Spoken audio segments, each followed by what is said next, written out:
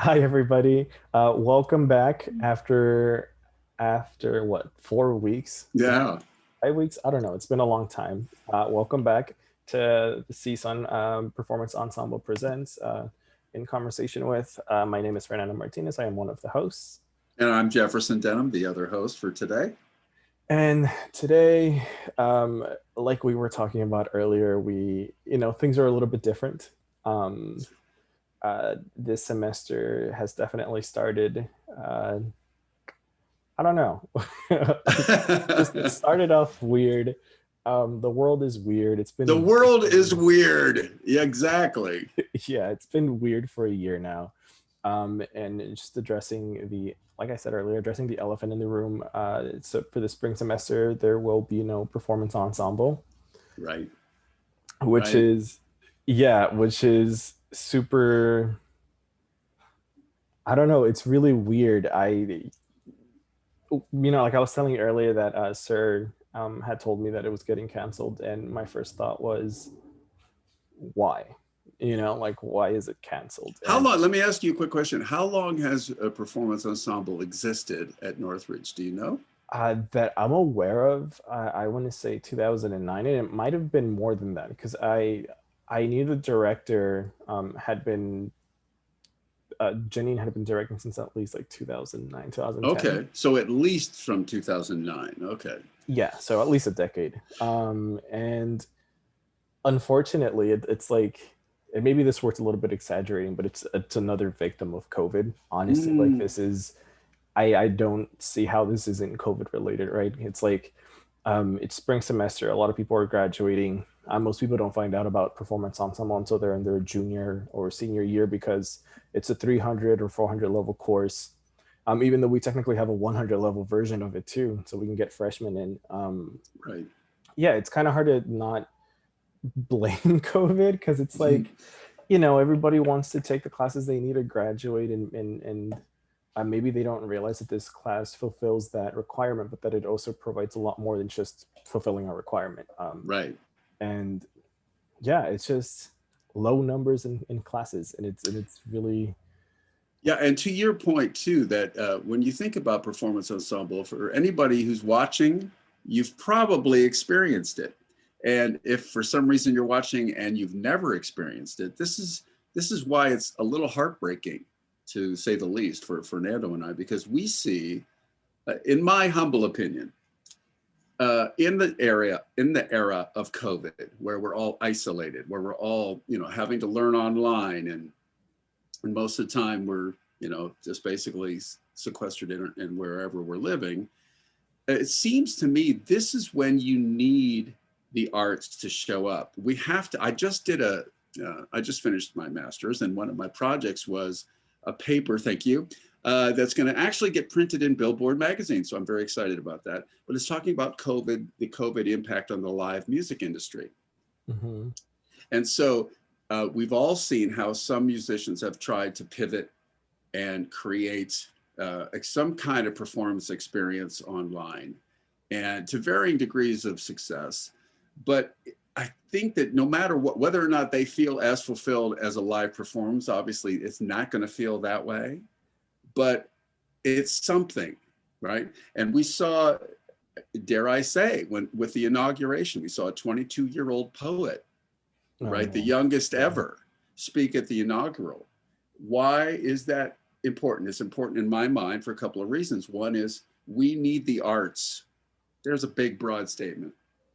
Yeah. Desperately need the arts. And one of the things that performance ensemble does is it gives an access to an inner part of you that you may not be able to access, or maybe haven't accessed for years. I mean, right, Fernando, we've seen in some of our other interviews, it's like, wow, all these intense, powerful emotions, reality in the surface, underneath the surface, that performance ensemble allows us to access, to bring to the surface, and then really connect with other people, give them the opportunity to access those parts of themselves. And so that's what the arts are in general, but for performance ensemble specifically, I think that's the great reality. That's why it's such an important thing to promote, and I do it wholeheartedly. So if this is the beginning of a rebirth for Performance Ensemble and we're just laying the groundwork for it,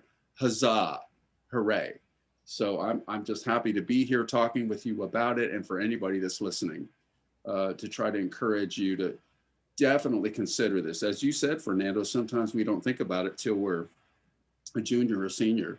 And so I'm hopeful that anything that we say today or any of the videos that we've done or are about to do can be circulated on campus. I ended up getting my master's in Fullerton, but I started as Fernando and I met at Northridge, and I have such a soft spot for Northridge, and I know that it's a great place to be, a very nurturing place to be.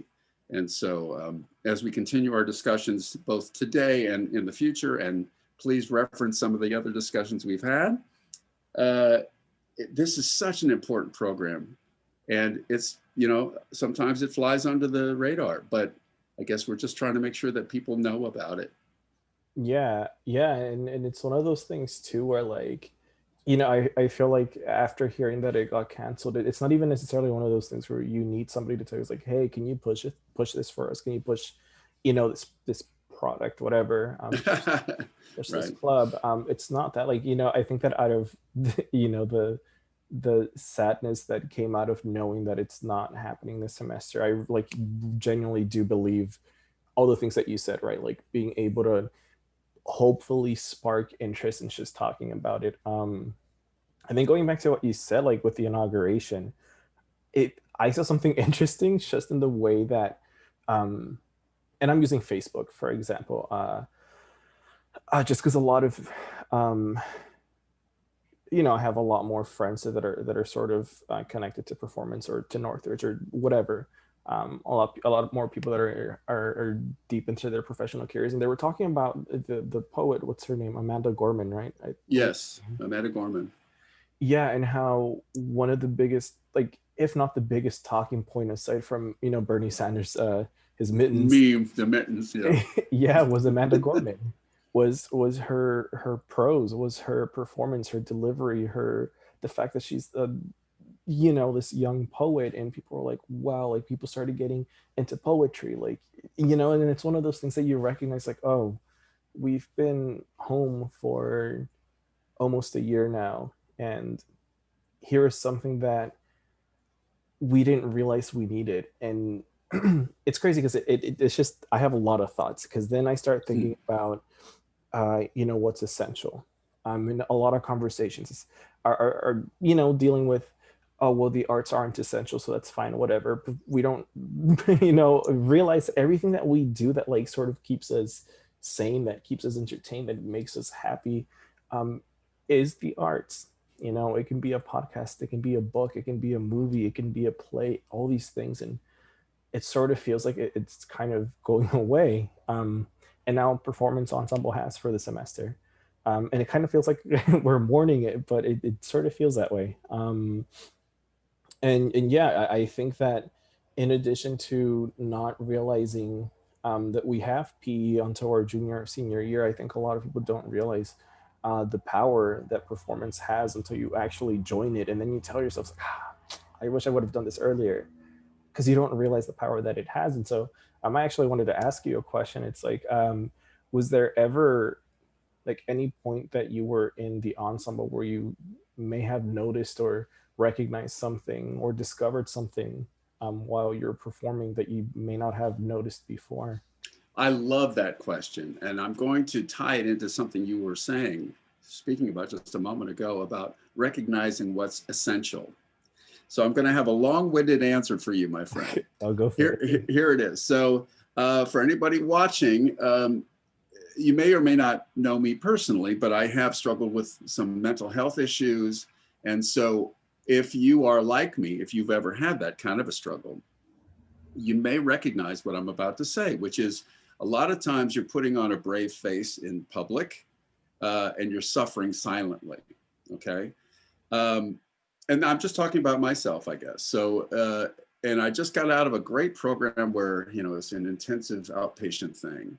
And a lot of it has to do with understanding what's going on under the surface and trying to articulate it in such a way that you can recognize the power of emotion. I think a lot of times, Fernando, we don't recognize the power of emotion, and by denying its existence almost, it has its way with us, and then we behave in ways we don't understand. It's like, why did I just snap at that guy? Or why does that movie make me now bawl like a baby or whatever? And so to get back to your question about performance ensemble, when I was participating in it, and I'm fairly aware of myself, but it was a surprise. And here's for a couple of reasons. One is it, I guess I know this, but it was a cool reminder of it, how much I need other people, how much we are built for community. Right. And so one wonderful surprise was understanding when you get in performance ensemble, you may come up with an idea. We're all challenged to come up with ideas, but to see the power of communication between the people, the participants, it's a great experience of trust, dare I say, because you really trust everyone. Immediately you're getting, oh, wow, we're going on a deeper level here. And you're like, okay, well, I'm going to put this idea down. What do you think? And then there's more and more and more. And so we spark each other. And there's just experiences you could not possibly have on your own.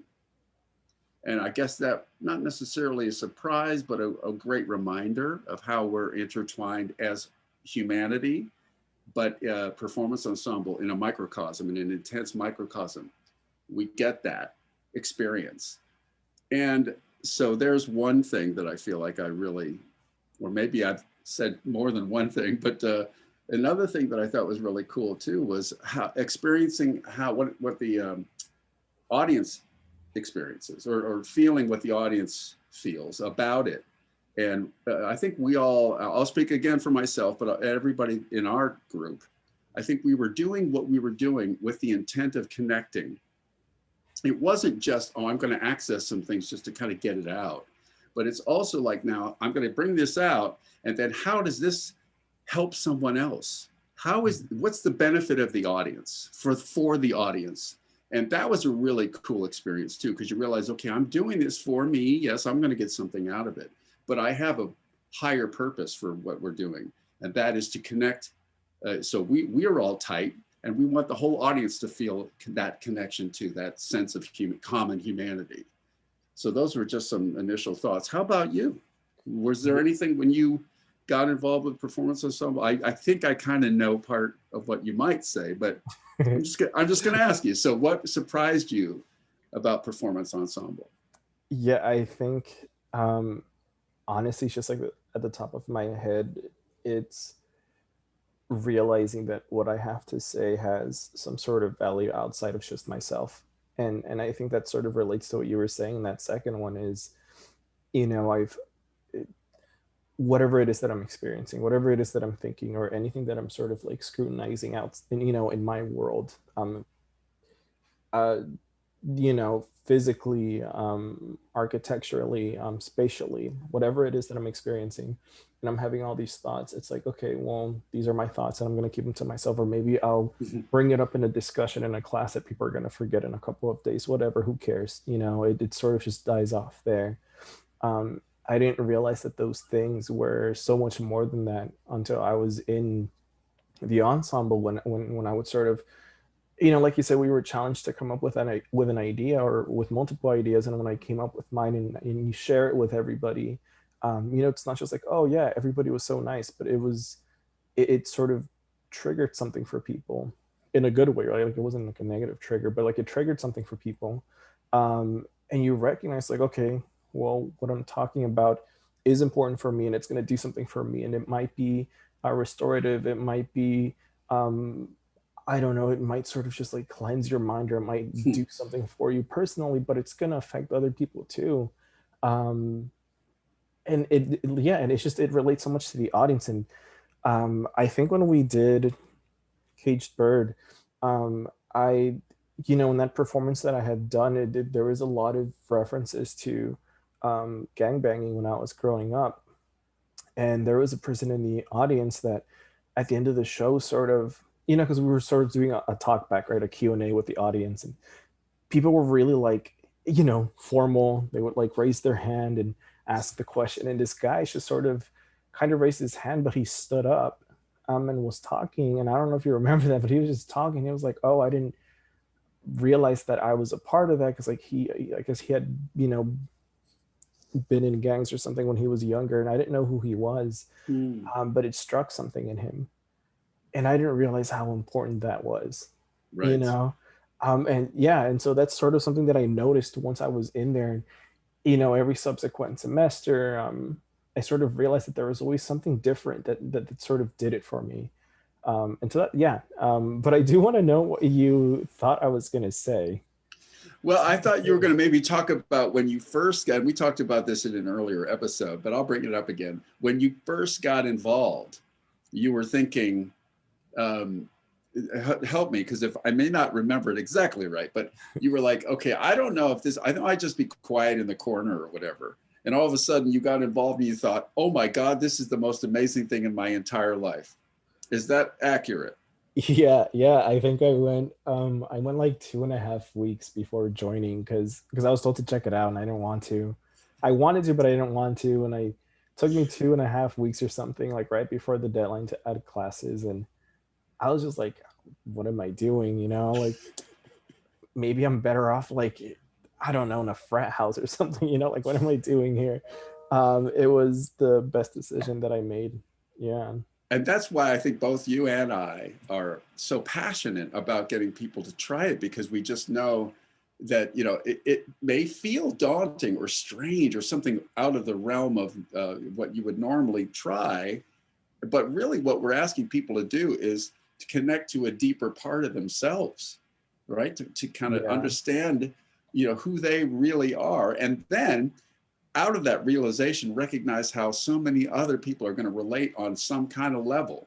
Hmm. When we are willing to be brave, I'm not saying that you and I are super courageous, but everybody involved in PE, I felt, was courageous and brave because we were willing to get vulnerable, which is so, I think the world desperately needs. We're all like protecting ourselves all the time, and to understand how to do that in a safe way, Yeah. and then you and I both for our personal experience, and then those that experienced it around us. It was profound, and that's why we're so adamant, not adamant, what's the right? We're so animated in trying to get people to understand what a cool thing this is. And so if we can encourage people to please think about it, check it out, we want to do that. That's kind of Yeah. we're on a mission. Yeah. And then just to contextualize it too, I think, we refer to it as P or performance ensemble or the ensemble, whatever. But, I think it's also important to highlight the fact that it is a performance ensemble for social change, right? Like that's the whole purpose of this class slash program, is that it is in service of social change. And it might be, or just change in general, but it might be personal change that you don't realize actually affects other people, or it might be in service of any other community that you belong to, or a community that you feel is underrepresented, or that is oppressed. And I think, and so this sort of is leading me to talk about like arts in the age of COVID, because we didn't have any other choice but to stay inside, and sort of witness the things that were happening in our world outside. Like I don't know, like the first weekend in LA, for example, that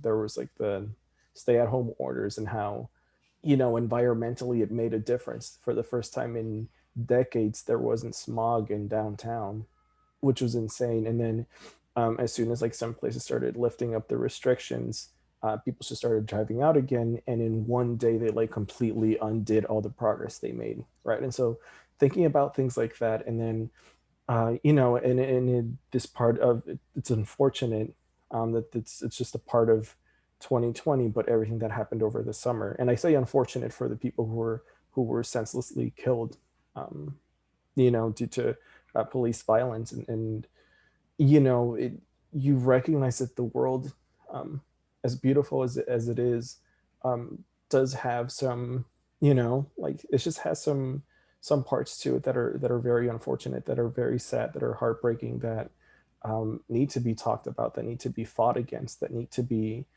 brought to the stage. And I you know think, and Yeah, can I just interject here that when you were mentioning about how, yes, the effect on the environment is profound and everything's intensified almost when Hmm. we're all the distractions, right, of hurrying from job to job and whatever. Again, to that Billboard article, that's when we were talking about people in the music industry, they were working like 18-hour days, and they didn't realize that their time was being sucked away, and that they were on this. When you're in the midst of it, it's like the frog in the kettle thing. You're just like in the midst of a crazy lifestyle, and so COVID forced us all to stop, and then all these issues became really magnified. And Hmm. the Black Lives Matter thing over the summer was just intense because of the fact that we first of all, the video was horrifying, the videos, and you couldn't deny them. And then people wanting to do something about it because for the first time in a long time, I guess, we were focused, right? And that's what I think the arts does. It stops us because we're all busy with life, right? And you've probably seen that video, have you, where they say, all right, count how many times the basketball is being passed. So you're sitting there watching, and then they stop and they rewind and say, but did you see the dancing gorilla or the dancing bear or whatever it was, Yeah. right? So that's what the arts does, I think, is that it makes us pay attention to actually what's happening a little bit deeper, that you don't recognize at the time because we're so distracted. I guess Hmm. the arts undistract us and it gives us the ability to reflect on what is the reality of who we are as human beings, but as individuals, and then speak it in such a way that says, wow, oh, we can go there, we can do that. That's another thing I feel like a performance ensemble does. It says, wow, oh, the parameters, like you're borrowing your word from earlier, contextualize. We're framing the conversation and we're allowing ourselves to go on a deeper level here. And there's just something refreshing. Doesn't give it, that's not the most powerful word I can use, but that's kind of the idea. Is like, wow, what a beautiful concept. I can actually not pretend. I can actually pull back a bit of a veil and be real. And it's kind of profound. Yeah, yeah, because you're allowed to, and that's the thing too. And like obviously, like especially with what happened over the summer with the protests, like we're aware that that's been going on for decades, right? Like, but like you said, it magnified it for a lot of people who weren't aware, whether it's because they refused to acknowledge it or because, like you said, they were too busy with life. Because it does catch up to you, like life really gets to you sometimes. Um, but yeah, it allows you to speak to it. And I think another thing that it does too is that it allows you to undo a lot of things, and it allows you to heal. Because I don't think I feel like sometimes we don't realize how hurt we are by something, right? How much something actually affects us. Um, and so, knowing that we're still, the world hasn't gone back to the way that it was before, and it probably won't. I don't know. That was one, wasn't that something I remember seeing, or maybe I just said it, that people were saying, oh, I can't wait for things to get back to normal. And I said, I don't want what was, I don't want that. I want a Yeah, new normal. And I yeah, think that's one thing that we are able to say. And, one thing I was going to say to you or ask you, and maybe ask our audience, you guys are all aware of what's happening with the stock market, right? And hmm, GameStop. To me, that's a performance ensemble move. It yeah, feels like it. It's saying, okay, there's something not right with the system, and I'm going to do something that feels like it almost feels like a theatrical piece, what's happening. And yeah. and the fact that it's having such an impact, I mean, I don't know if it's exactly the same, but it just reminded me of something like I would think performance ensemble would do. And the kind of Mhm. impact, I guess I'm saying this for our audience too, there's sometimes can be profound ramifications of, as Fernando was saying, addressing social inequities.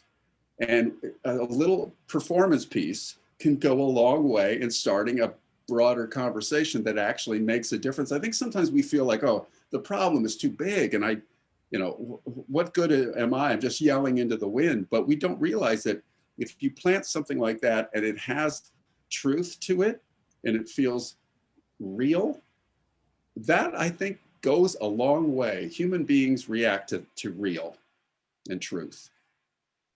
What do you Yeah, think about that? yeah.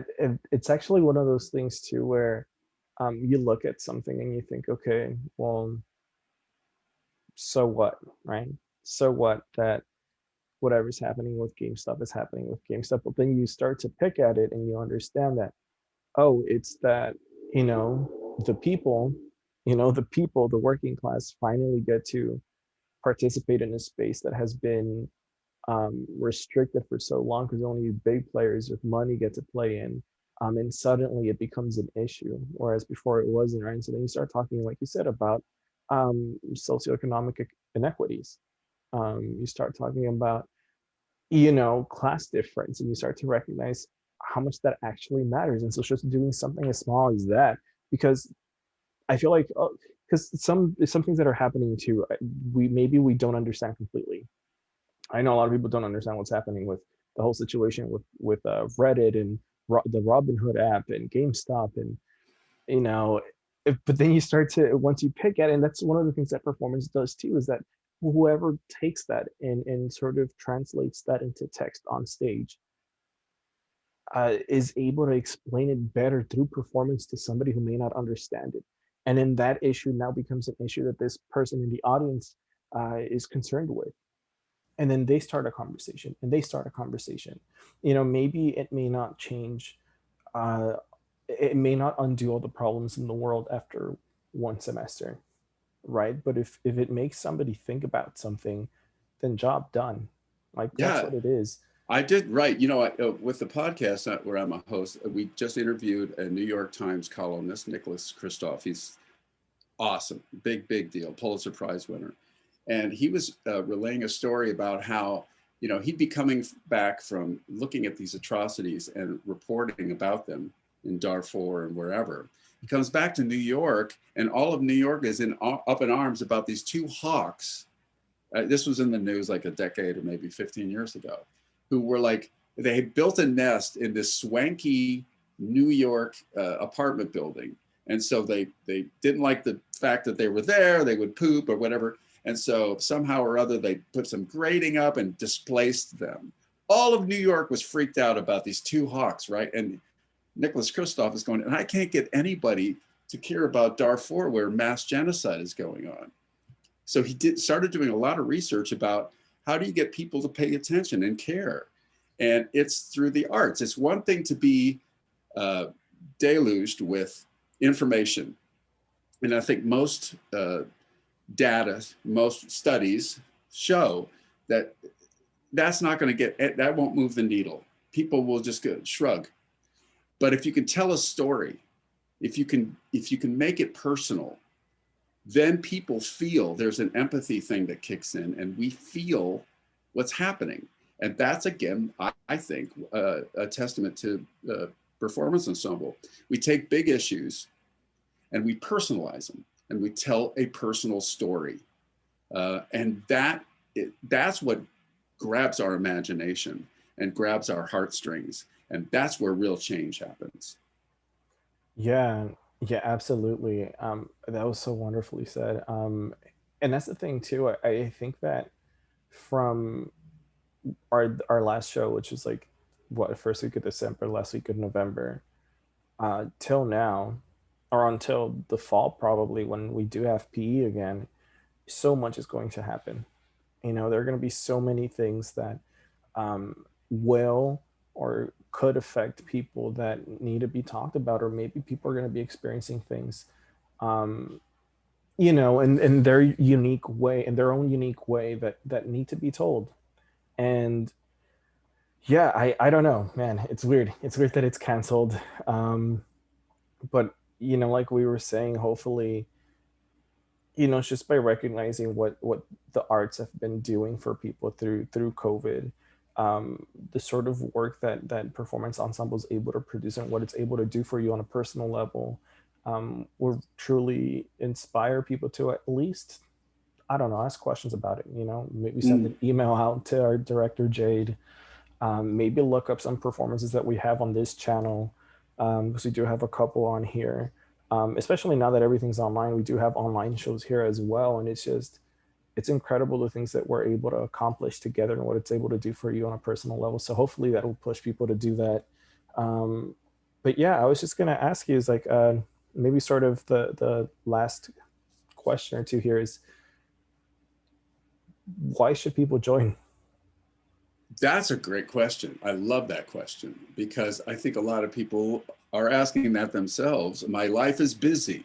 I'm just trying to make it through, et cetera, et cetera. So I'll answer that with a couple of thoughts. First of all, and this first comment is based on what you were just saying too, how it feels tragic that it's been canceled, but it is a possibility, I guess, of rebirth, right? So performance ensemble won't be what it was, but it will be what it's going to be. Why should you, if you're watching this, or if you're talking to people who are considering, or maybe not considering, how do you get people to care and think about it and recognize that this could be beneficial to them? I guess my response to that would be, if you're just jamming through college just to check boxes and get through it, I'm going to suggest that you're wasting an opportunity. Yes, you've got life that's coming, right? You want, some people might say, I just want to check this box and get out into the workplace. But I feel, and this is just my personal philosophy, every moment is precious. Tomorrow is promised to no one. When you are about to graduate college, what kind of education do you want? Is it something that just says, I'm just getting through? Or might there be an opportunity to actually indulge an emotional side, what I'll call your emotional, what is it called? Your emotional IQ, or, you know, just understanding that part of you is just as important as knowledge. And I'm going to say that'll probably benefit you in a more beneficial way. I just said benefit twice. Uh, in a Because way, it benefits you, you know? yeah, yeah, right. It was the Yeah. best word I can use. But anyway, that's something you're going to take with you throughout your entire life. I was in a therapy session the other day, and they were saying, you know, the one voice that you hear the most in your entire life is yours. So speak kindly to yourself. Now, that's just being a healthy self care kind of vibe. But how can you do that if you don't know who you are? And I think part of college is to understand and explore who am I? Who is this person that's going to be going out into the workplace and into the world? And so, in that respect, in that spirit, I believe performance ensemble helps you understand yourself on a deeper level. And for that reason, it is worthy of your consideration. And you're going to be with like minded people and with professors who get that and help you get there.